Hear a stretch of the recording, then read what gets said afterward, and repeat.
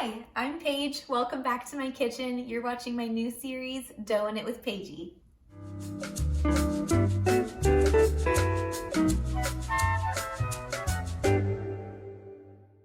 Today we are going to be making the first recipe out of this book. It is a no-knead bread. This is a very simple recipe and this is a very easy way for you to get a loaf of bread on your table. Here's a clip of the ingredients we'll be using today. We'll need to weigh out all of our ingredients separately before we start.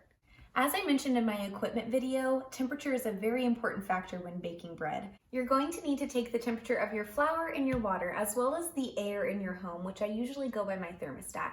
The book will give you an in-depth explanation as to why temperature is important. It'll also give you a few math formulas you'll need to do before starting each loaf of bread.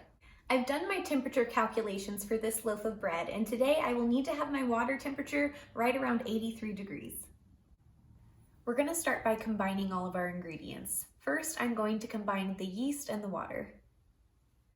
As you can see, we've created sort of a bubble bath with the yeast and water mixture. So this means that the yeast is feeling active and ready to work. Now I'm going to add the flour on top of the water and yeast mixture.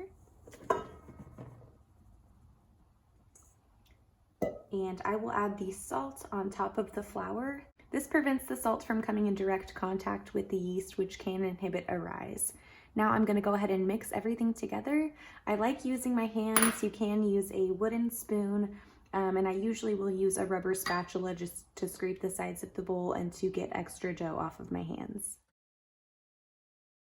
As you can see, I'm just going in with the dough. I'm just squeezing it, scraping the sides, coming in from the bottom, just mixing the best I can. The trick to knowing when this is well combined is being able to get a really good stretch out of this. And I'm kind of feeling that. It's getting to the point where everything's pretty well mixed together. I'm just going to test it and just see if I can stretch it without it breaking. And it's looking pretty good. We're going to let this hang out and rest for about 20 minutes so that the flour can absorb some of that water. All right, we're gonna start folding our dough. And what I'm gonna do, I wet my hands a little bit here. This will keep the dough from getting too sticky on my hands. You're just gonna start at the top, grab your dough and pull it over to meet the other side.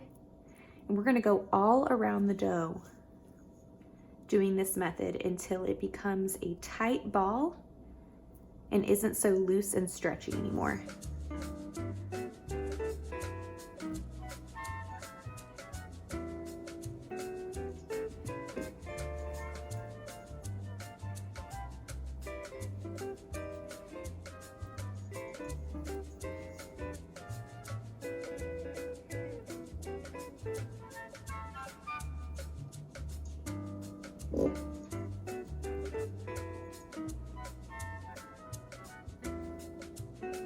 You can go around the dough about 2 to 3 times until you can see that it's gotten a little bit stronger, isn't so stretchy. So that's about 1 time around the dough for me. I'll probably go around about 1 more time.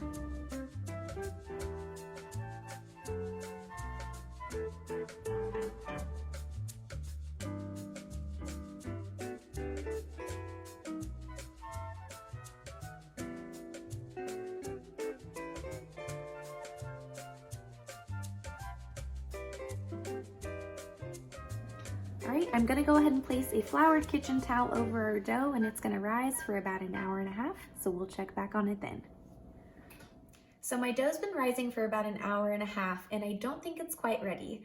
It's a little bit cold here today, and if it's a little bit cold at your house when you're baking bread, you may need to let it rise for an additional 30 minutes. To know when your dough is ready, you'll need to do a float test. That entails taking off a small piece of your dough and dropping it in a cup of warm water. If your dough is ready, it will float to the top of the water. It is what the book recommends, but I can say that I rarely pass a float test. I don't know if that's something to do with the climate here where I live or if it's just some other factor, but my dough rarely passes.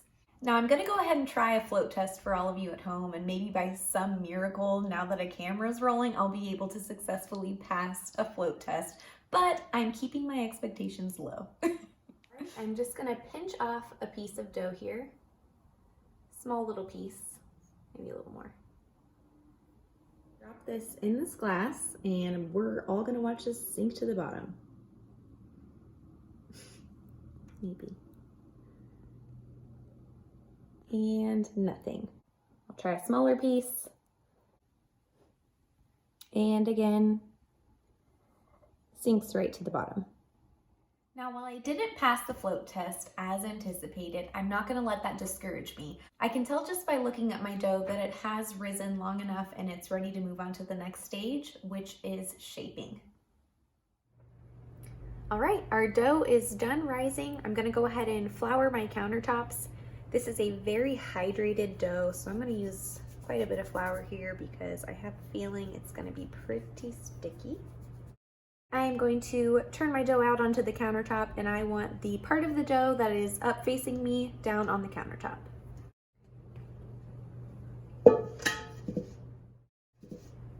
I'm now going to give my dough a set of letter folds. I'm gonna come up from the top here and I'm gonna fold it down to the middle. Do the same thing from the bottom. Fold it up to meet the middle. Come in from the left, do the same exact technique, and just seal the dough onto itself. And same from this side.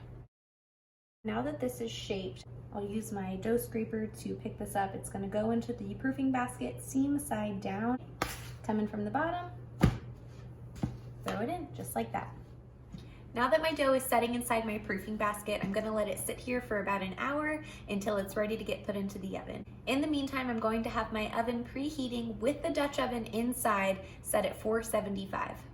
You want a really hot oven and a really hot Dutch oven to create steam for your bread to rise when it gets in. I'm gonna go ahead and check the proof on my dough. As you can see, it has really risen, and a way to see if this is done proofing is to stick your finger in the dough. If it leaves an indent and doesn't come back up, your dough is ready to be put in the oven. If I poke it and it pops right back up, it is not ready and needs more time. But this one is looking like it is ready to go. I took my Dutch oven out of the oven. It is extremely hot. I'm gonna take the lid off. I'm gonna show you a little insider trick here. And I'm just going to dump my dough out onto some parchment. It's looking really good. And I'm just gonna put this into the Dutch oven. The lid back on, we're gonna put this back in the oven. All right, so the bread may not look very brown right now. It's just supposed to be a really light blonde color right now. We're gonna put it back in for about 20 minutes and it's gonna develop a nice brown crust.